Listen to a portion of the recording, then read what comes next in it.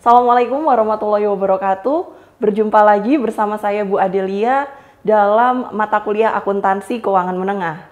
Dalam pertemuan kali ini kita akan membahas tentang kerangka konseptual dari pelaporan keuangan. Kenapa kita membutuhkan pembahasan tentang kerangka konseptual pelaporan keuangan? Karena dalam akuntansi keuangan menengah kita akan banyak membahas tentang elemen-elemen dari laporan keuangan. Sehingga penting untuk kita dapat memahami apa saja kerangka konseptual dari pelaporan keuangan. Seperti yang akan kita bahas, yang pertama di sini ada tujuan pelaporan keuangan. Apa sebenarnya tujuan dari laporan keuangan ini dibuat? Jadi, tujuan pelaporan keuangan adalah untuk menyediakan informasi perusahaan bagi para pengguna untuk pengambilan keputusan. Siapa saja para pengguna laporan keuangan? Kenapa mereka berkepentingan dengan laporan keuangan ini? Ini harus bisa kita definisikan untuk menyediakan informasi apa saja yang mereka butuhkan. Siapa saja pihaknya? Pihak intern kah atau pihak ekstern kah? Pihak intern misalnya digunakan untuk pengambilan keputusan untuk menentukan berapa banyak total penjualan yang harus dicapai pada periode yang akan datang. Atau bisa juga bagi pihak ekstern untuk menentukan apakah mereka akan memberikan investasinya kepada perusahaan ini atau tidak. Selanjutnya dari yang akan kita bahas adalah tentang karakteristik kualitatif dari pelaporan keuangan. Apa saja karakteristiknya? Di sini ada banyak sekali. Jadi yang pertama, laporan keuangan itu harus decision usefulness. Apa itu decision usefulness? Jadi laporan keuangan itu harus bisa digunakan untuk pengambilan keputusan.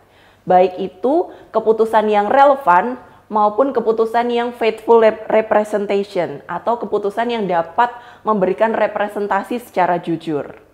Nah, untuk laporan keuangan yang relevan, dia harus memiliki predictive value, bisa memprediksikan nilai-nilai di masa yang akan datang, yang akan kita konfirmasikan melalui confirmatory value. Ketika masa itu sudah terjadi, apa yang kita prediksikan benar-benar terjadi atau tidak. Dan kemudian ada juga materiality, materialitas, tingkat materialitas antara satu perusahaan dengan perusahaan yang lain berbeda. Misalkan, ada satu perusahaan pesawat di mana di dalam perusahaan tersebut net worth-nya banyak sekali, mungkin 1 triliun. Di perusahaan pesawat net worth-nya 1 triliun. Kemudian ketika perusahaan pesawat tersebut kehilangan uang 10 juta rupiah, maka 10 juta itu tidak akan terasa karena net worth-nya lebih banyak dari itu. Sementara kalau kita bandingkan dengan pedagang kelontong ketika mereka net worth-nya tidak sampai 100 juta. Ketika mereka kehilangan uang 10 juta, maka uang itu akan sangat terasa. Jadi di sini tingkat materialitas antara satu perusahaan dengan perusahaan yang lain itu berbeda. Kemudian kalau dari sisi faithful representation, yang pertama komplit. Jadi laporan keuangan ini harus komplit, menyajikan informasi yang komplit. Yang kedua, laporan keuangan juga harus menyediakan informasi yang netral dan juga bebas dari error, free from error.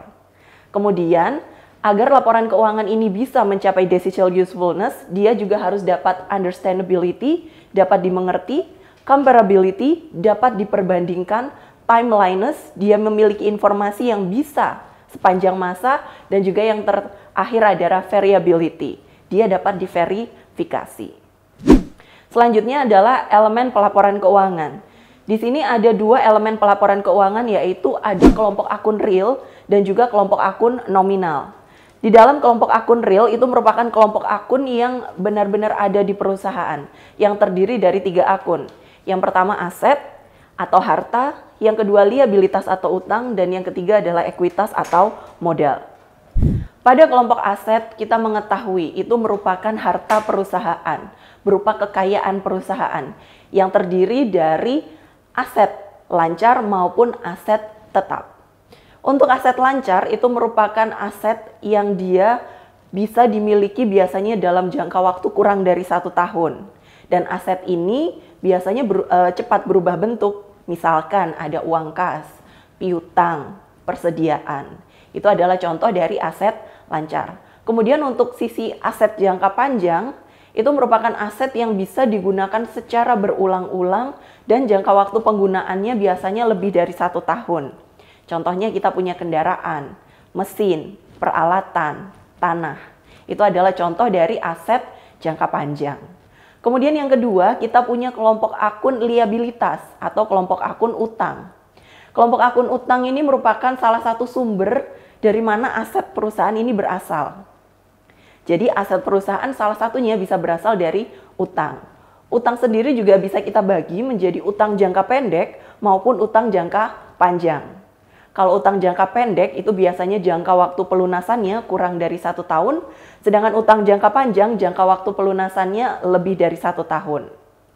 Kemudian di kelompok akun real yang ketiga kita punya ekuitas atau modal. Nah, modal ini merupakan salah satu sumber dari kekayaan perusahaan.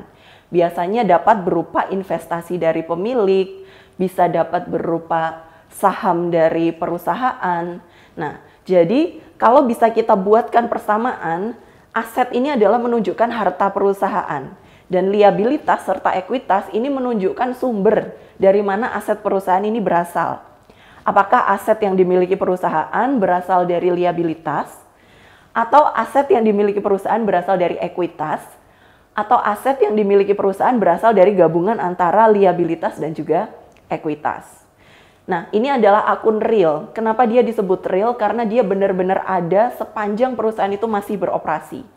Jadi mau dari periode pertama, kedua, ketiga, akun ini selalu ada. Berbeda halnya dengan kelompok akun yang kedua, yaitu kelompok akun nominal.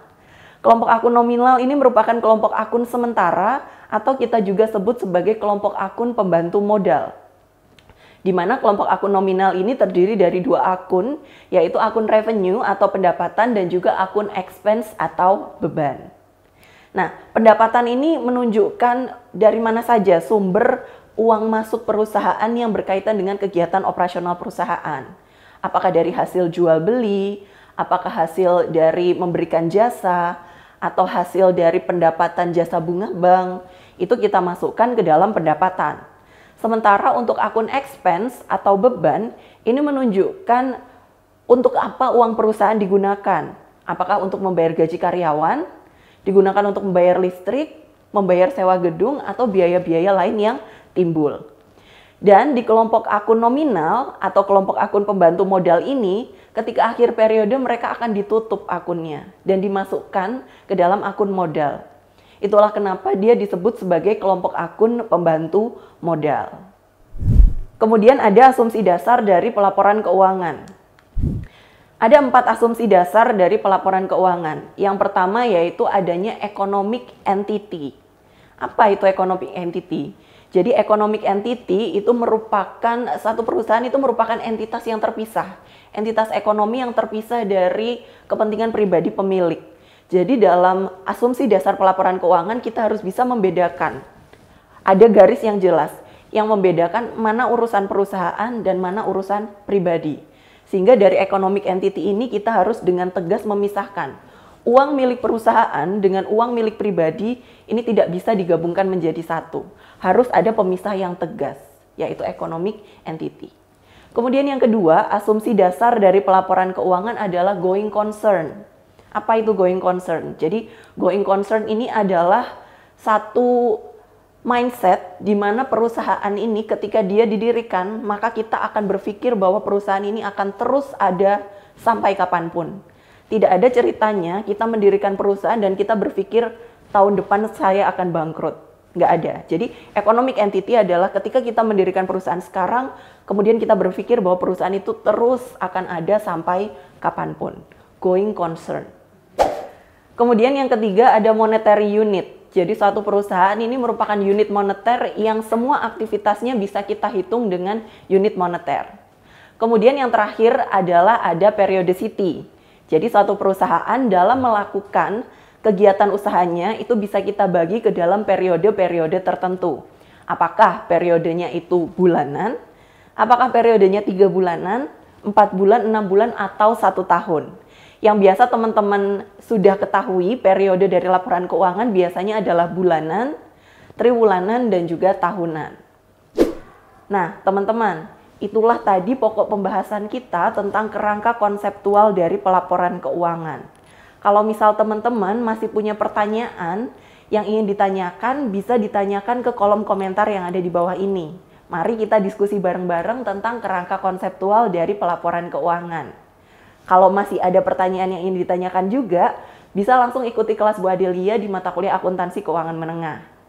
Sampai ketemu di kolom komentar di bawah ini. Terima kasih. Assalamualaikum warahmatullahi wabarakatuh.